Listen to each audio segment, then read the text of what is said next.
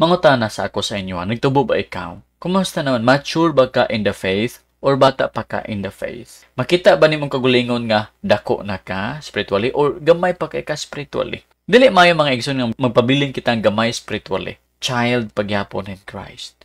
15 years nakasapog pangalagad sa Ginoo pero bataot pagyapon nga Christians.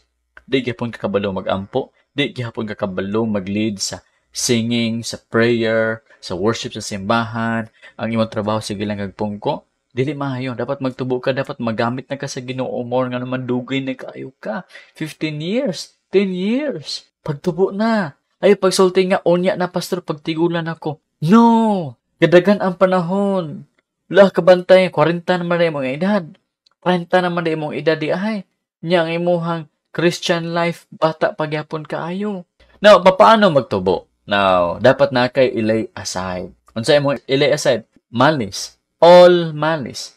Ang mga malisya. Kaya bitang mga huna-huna bitang nga dili maayo, mga negative nga mga thoughts.